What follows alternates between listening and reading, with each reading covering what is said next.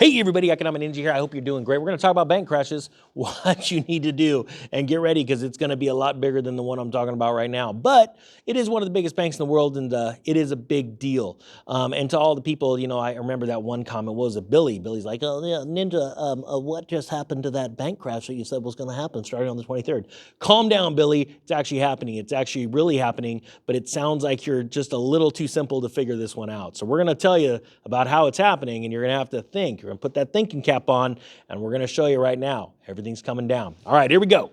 Credit Suisse crashes most ever. That's a weird way of saying things. After admitting it suffered a bank run and breached liquidity requirements. Interesting. The week after the 23rd of September, everyone knew that Credit Suisse was having problems. Well, everyone in the know.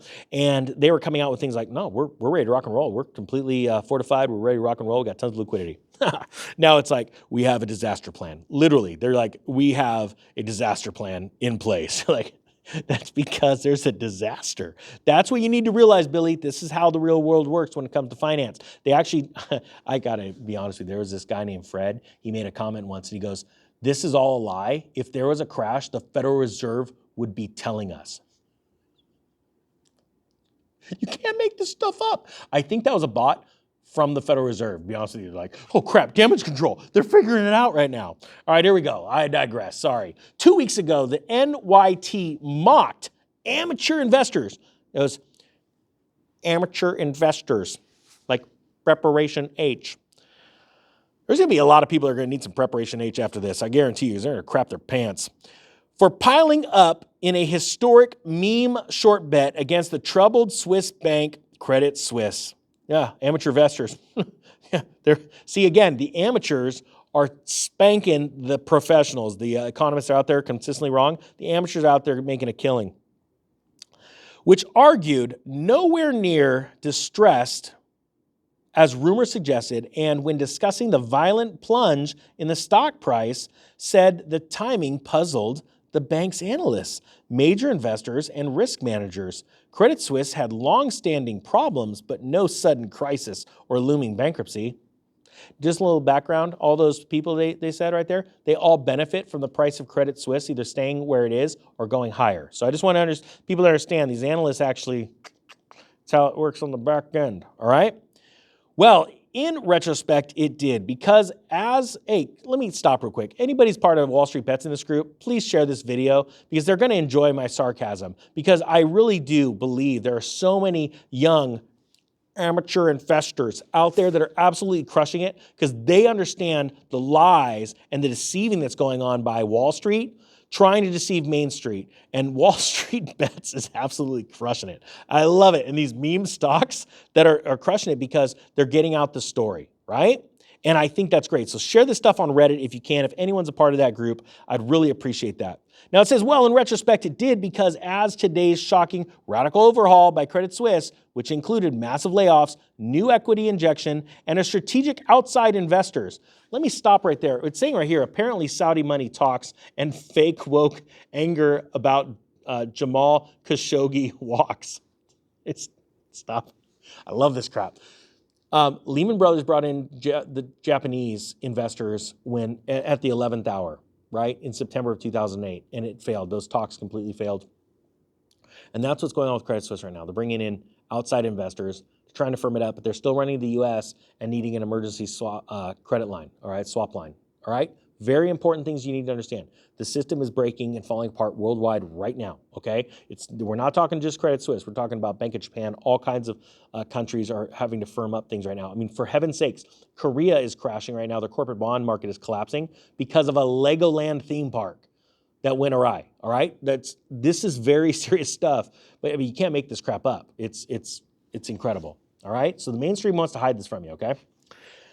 And a complete business restructuring showed that the second largest Swiss bank was indeed on the brink. And it wasn't just on the brink of insolvency, as Bloomberg today also reports. The former Swiss banking giant was this close to a liquidity crisis too. Now it says on Thursday, Credit Suisse said one or more of its units breached liquidity requirements this month when depositors pulled their money amid speculation about the lender's turnaround plan. And now they're talking about disaster plans and all this kind of stuff. Why? Because they want to ease your mind. But just so you know, that exact same stuff was happening with Lehman Brothers. This is going to happen. It's going to be bigger. But this isn't the big one, just so you know. I believe that Credit Suisse, excuse me, is akin to Bear Stearns. And I believe you're going to see another massive, massive bank, bigger than Credit Suisse, go down, okay? So I'm telling you, this is the precursor. Why? Because these derivatives that Credit Suisse is a part of right now have a rippling effect going out across the world, all right? And all these banks are tied in together. They all have swap lines and all this stuff and lines of credit with each other to keep these liquidity requirements to deceive you, okay? So I want to make people understand this. The whole system is crashing right now. And no, Fred and Bill, it does not happen overnight. And no, Fred and Bill, the Federal Reserve is not going to, you're not going to be the first to know. I'm sorry. You're going to be the last to know, okay? So as you mock others that are actually spreading the truth and what's really going on and knowledge, you're actually losing your butt, okay? Now, it says this. Here's a quote.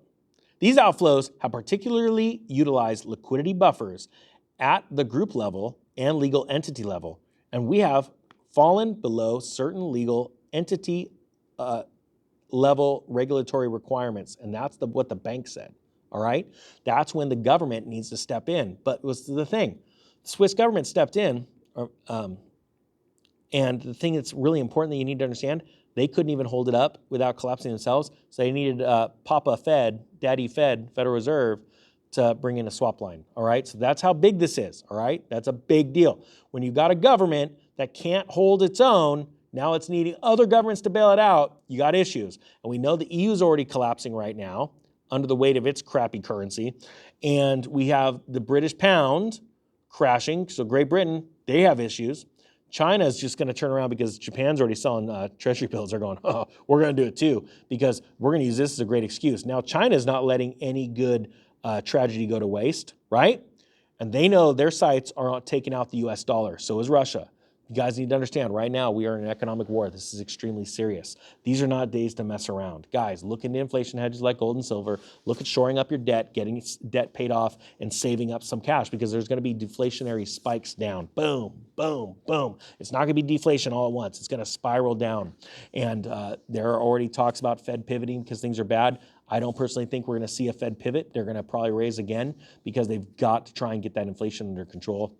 I don't think they're going to be able to do it. They broke the system, and they broke it through excessive money printing. Guys, get ready. Today's the day for the amateur investors that they're mocking to take the money from the so-called pros that are always wrong. All right, guys, I hope you got something out of this. I thank you so much for watching. With that being said, hit the subscribe button, hit the thumbs up button. Most of you already hung up again. All right, no worries. The Economic Ninja is out.